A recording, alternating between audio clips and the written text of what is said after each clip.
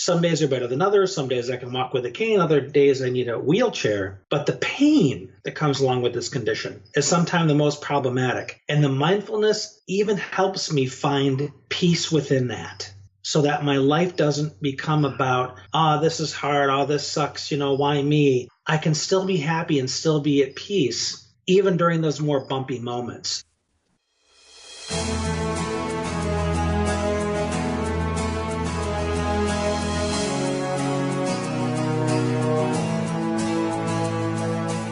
Welcome to Consciously Speaking, exploring the evolution revolution. On Consciously Speaking, you'll be introduced to guests from all walks of mindful development. Spark up your spirituality, crank up your consciousness, and mend your mind, right here on Consciously Speaking with your host, Michael Neely. Hello, Conscious Explorers. Welcome to your sweet spot for mindful awareness and waking up. I'm your host, Michael Neely, and you're listening to Consciously Speaking. Today's episode is being brought to you by the Conscious Life Summit. You can sign up today for access to 24 guest experts in 12 different aspects of conscious living. Now, the summit begins on June 3rd. It runs for 8 days, and it's absolutely free.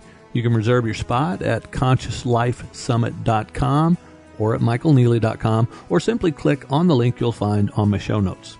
And if you'd like to be a sponsor of Consciously Speaking, drop me a line at admin@michaelneely.com. Your message will be heard by thousands of listeners every day, and the audience is growing. As a matter of fact, we just hit 1 million downloads thanks to all of you conscious explorers who are tuning in to check out the show. And now, today's guest is Brian R. King. Brian is a social worker, a 27-year cancer survivor, and the proud father of 3 boys with Asperger's and ADHD.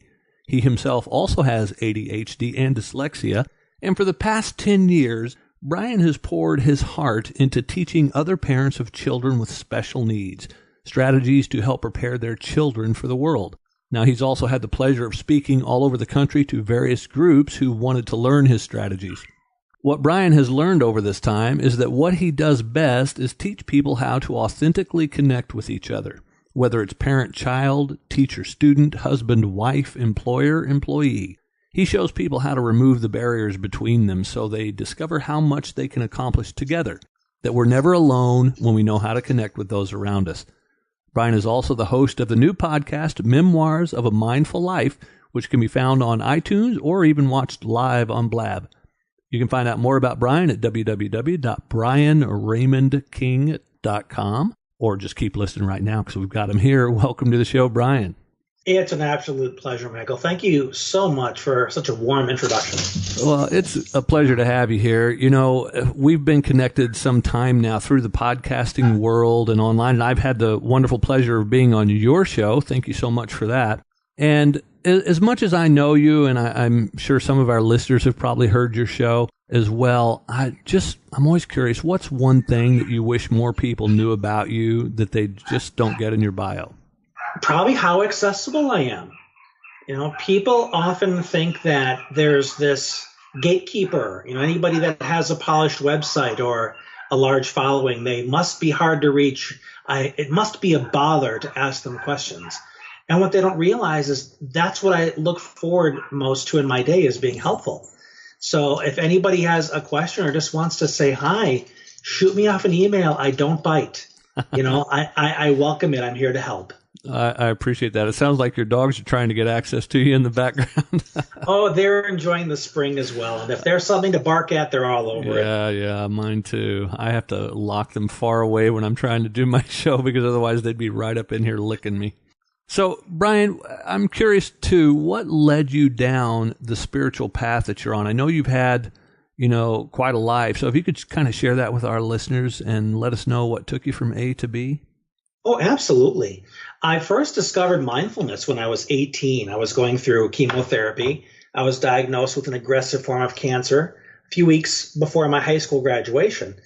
And I spent the summer in chemotherapy. And anybody who's either experienced that or seen somebody go through it, it's not a pleasant experience. I mean, it's very physically traumatizing, very, very painful. And besides the physical pain and the emotional turmoil, the anxiety, the fear, the depression, I totally lost any sense of balance. it was just my whole life became about fear and anger. And when I got sick of being in that space, I knew I needed to get my mind right. So I started spending some time in the library looking through books on self-help and philosophy and religion. And the thing that struck me most was the perspective of mindfulness, about just being present, not getting caught up in those thoughts that are responsible for the anxiety and the anger. And it was amazing how quickly I was able to apply it and find some sense of peace within that chaos.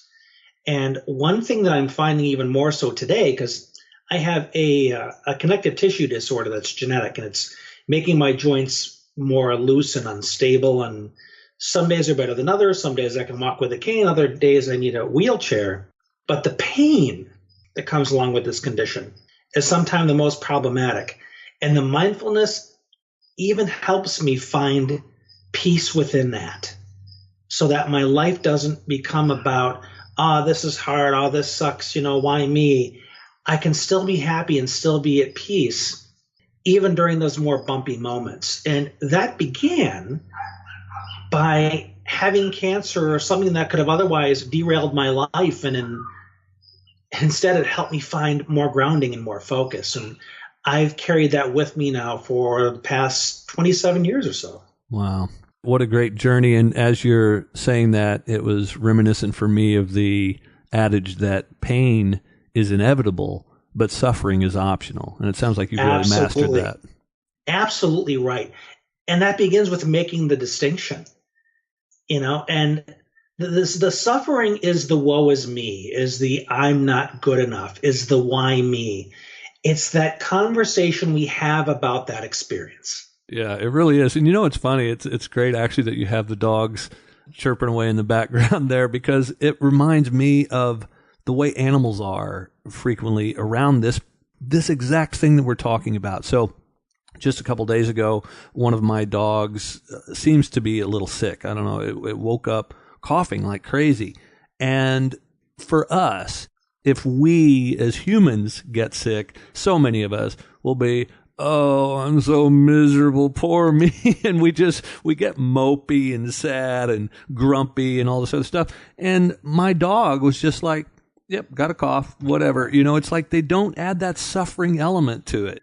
And I don't know if you've noticed that with your pets, but it seems like they've really mastered it quite well. Well, and interestingly enough, our oldest dog, who's 15, wow, looks like he's really beginning the dying process. He's up and moving around. He's more sluggish. He's coughing in a way that sounds like his lungs are filling up. But then he has these moments where he spins because he's happy, or he wants to play, but then his body just says, So there's a part of him that's still present with that desire to be fully alive. Yeah. Even though his body is not cooperating. So, as much as there's a lot of grief around that, if you're mindful to it and watching how he's living his life, there's still a big, powerful lesson there. Yeah, yeah. I know that for you, in that respect, then we talk about the things that we could be sad about and mope about. You've dealt with issues raising your children as well with, Asperger's and ADHD. So how has that been for you, and how do you share your mindfulness with your children even, so that it can help them? Well, it's early on. First of all, I didn't even expect to be a parent, because with my chemotherapy, I was told that I might not be able to conceive, because the chemotherapy can really knock down the sperm count. So I was thrilled enough just to have kids, and now I have 3 boys. And my oldest and my middle son have the roughest time. They've been in and out of crisis, anxiety attacks, school systems that wanted them to fall in line and simply behave themselves instead of accommodating them, bullying issues. And watching my children relive my childhood in many ways, because I went undiagnosed with the ADHD and dyslexia, and I suffered greatly at the hands of an ignorant school system. So one thing I learned early on, I kind of had this epiphany when I was my oldest, who's now about to graduate high school, when he was 11, and he was highly suicidal. He was really beating up on himself. The bullying was going to be too much. And I sat there and realized that I had no solutions for him. I didn't know what to do. And I was honest with him. And I told him, I put my arm around him and I said, you know what, Zach? I don't know what to do. I'm not sure how to help you here, but I'll tell you one thing. I'll make you a promise right now. We're going to figure it out together.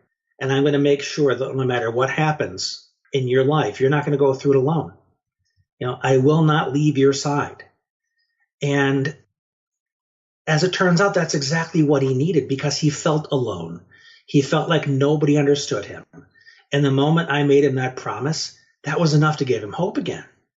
So anybody that's struggling in your life, you don't have to be a know-it-all. You don't have to rush in and rescue. All you need to do is be willing to show up and be there and help them just by being another set of open ears or a kind heart that's willing to be by their side until the answer presents itself. Yeah. Yeah, I love that. What a great thing to say to your son. And that's something that I've done for all of them. And in terms of how do I share the mindfulness with them? There's no beating modeling. Because you and I know, from our own childhood, nobody learns from being lectured to. You tune out. I can sit down and tell them all I want, share the videos with them on their Facebook profiles or tell them to read an article. That's fine. But when they watch me live my life and they see how I show up in the presence of difficulty or how I'm kind to other people, that's what really hits them in the heart. That's the meaningful stuff. So that's how I teach them. Really nice. I know that you also coach other parents in your methods and how to work with children who have challenges. And you also coach just regular folks who may not have the issue with parenting, but just in their own mindfulness journey. Can you share with our listeners, what are the things that you do as reminders to yourself to stay mindful? Because it's so easy for us to get caught into autopilot or get triggered and go into some other path where we forget our mindfulness. Well, at this point, having done it for so long, so much of it is habit. But I don't want it to become so habitual that it loses its mindfulness, because mindfulness is about being alert, awake in the moment. It's not about being on that automatous hamster wheel. So the things that I do is I wake up every single morning and I say, thank you. I deliberately take a deep breath in and take a deep breath out to connect with my body. When I do things, I do them deliberately.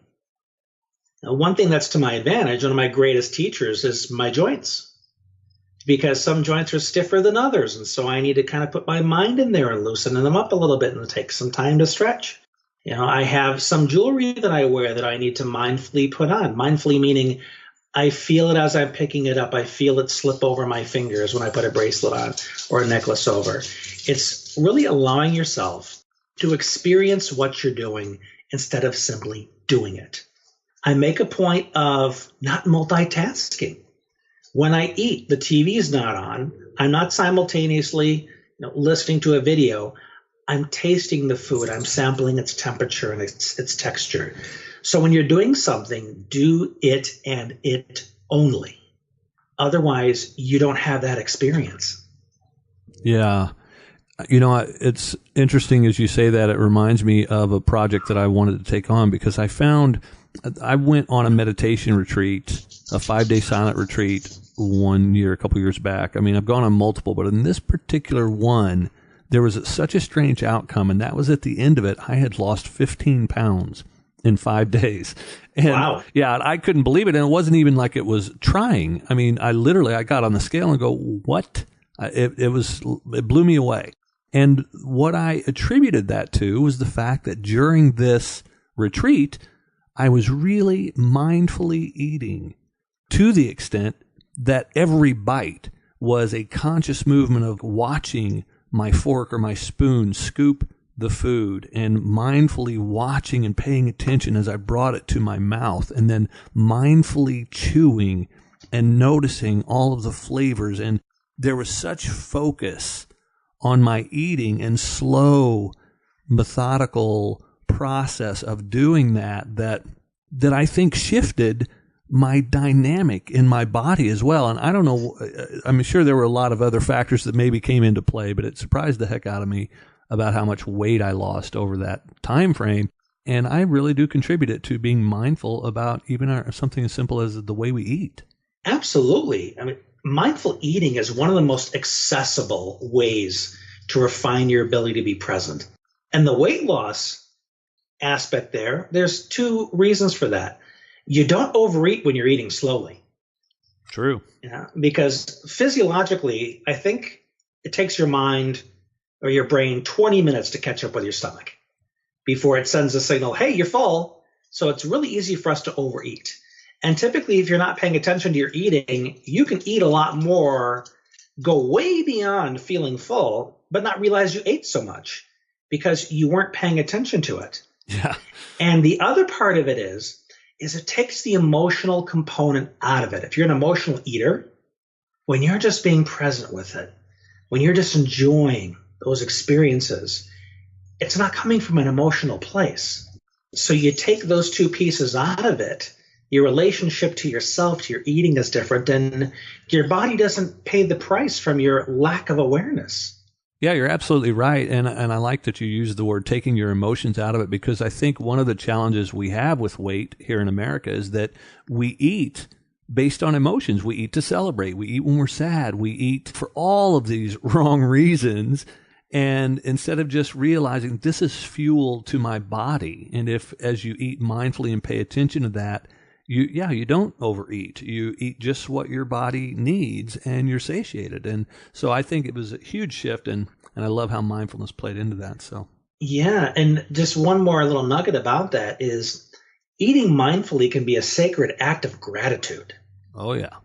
When you think about how this meal came to you and feeling the love that went into it. When I eat an apple that I got from the produce stand, I didn't pluck it off a tree in my backyard that I grew myself. So many people went into that how dare I take it for granted? Yeah. There's just so many opportunities just in the experience of eating. You're absolutely right. Brian, we need to take a short break here to hear from our sponsor, and we'll be right back, so hang in there. The Conscious Life Summit was created with one mission: to provide you with key insights from experts in all walks of conscious living. Now, many of us work hard to master a particular piece of our life. I started my journey training in conscious relationships, and later, after becoming a parent, I started to learn about conscious parenting. And perhaps you're very conscious about, as we're talking about, the way you eat. You're conscious about your nutrition or your fitness. And the point is, there's so much ground to cover in areas of conscious living and mindfulness that we tend to miss some aspects along the way. Well, the Conscious Life Summit is your one-stop destination to learn how to wake up in every area of your life. And I've got 24 masters covering 12 different topics, so you're sure to walk away with newfound wisdom and a new way of being, where possibility and vitality and vibrancy become your status quo. Now, the summit begins on June 3rd and runs through June 10th, and it's absolutely free when you reserve your spot today at the link you'll find on my show notes, on my website, or at www.consciouslifesummit.com. I look forward to seeing you there. Brian, I know that you work with mindfulness with your clients. What would you say is one of the key challenges that people have when they're trying to first get into being mindful? Perfectionism. They want to have mastery right out of the gate. And they don't realize that the noisy mind that plagues them is the first thing they need to get to know. When they sit down and trying to be mindful, and all of a sudden these intrusive thoughts come in, what they forgot to do, and did I leave the garage door open, and I have to remember to add this to the list or call this person back. They think that that's failure. When they don't realize is, no, that's the you that you need to get to know. Getting to understand what your brain is doing right now, and then gradually weaning yourself from that relationship that requires you to jump in that river and participate. The work is gradually stepping back from that. So helping them understand that and forgive themselves for beginning in a noisy way, that's probably the first thing that they need to overcome. Do you work with meditation? Do you do guided meditations for people? And what's your experience around that? Absolutely. Because many times people who are not familiar with meditation need something that allows their mind to be a little busy right out of the gate. Now, I'm a I'm very privileged that I began studying with a Zen master recently because I want to deepen my work. And he taught me a guided meditation that I'm going to teach for the first time next month to a group of yoga instructors who want to learn more about mindfulness. And those guided meditations can allow you to do something with a mind that still feels compelled to do something, so that it can have its cake and eat it too a little bit. And then as it learns how to be busy in a much more purposeful, much more focused way, then you can teach them to gradually back off to the point where their experience of their mind is still. So does that answer your question? Yeah, totally. And one of the things that I work with the clients when I'm trying to teach them to meditate is, and it kind of tied into what you had said before about everybody wanting to be perfect at it or get it so, right out of the gate. Well, and another piece that I try to explain to people is that there is no right. Our mind is one of our senses. Like we've got, your five senses, your sight, touch, taste, smell. The mind, its job is to think. And the mindfulness aspect is not to try to stop it from thinking, not to quiet it, as so many people think meditation's about just quieting your mind so that it's just blank. No, the idea is that just to bring awareness to it and to maybe start to get a little more, not necessarily control, but in that awareness to be able to guide it. So when you do notice that your mind is starting down one of these paths, to notice it and corral it back a little bit and go, notice the breath, breathe in, breathe out. So I love that aspect of mindfulness and what you're teaching with your meditation. So it'd be awesome if you'd be willing to come and guide a meditation on my other show, Meditate on This, which we'll be launching real soon. Oh, I'd be honored. Absolutely. Excellent. I'd appreciate that. Yeah, the essential shift in mindfulness, the essential relationship change, is that you learn to be an observer of your mind without feeling compelled to react to it. Yes. And when you can just see, like you were alluding to, is, oh, this thought popped up about this, and this thought popped up about that, and oh, there's that worry that I had come up last week. Isn't that interesting? That's what my brain decided to do just now.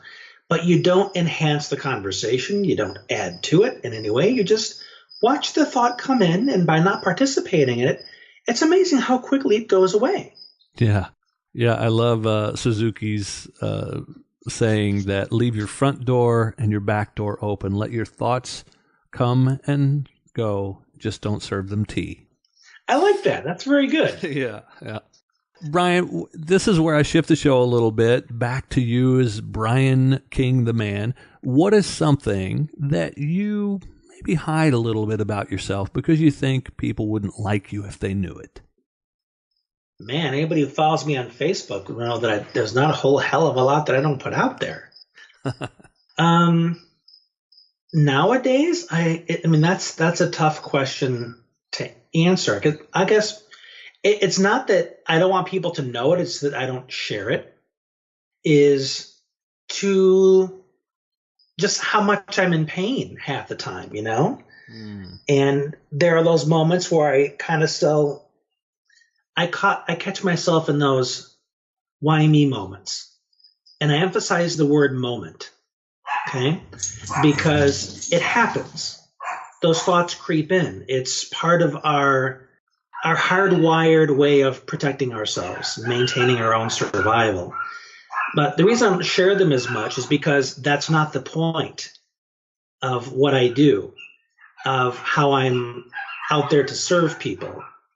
Those thoughts that pop in are part of my own work. When I have those little moments and I observe it, I catch it and say, that's interesting. What's that about?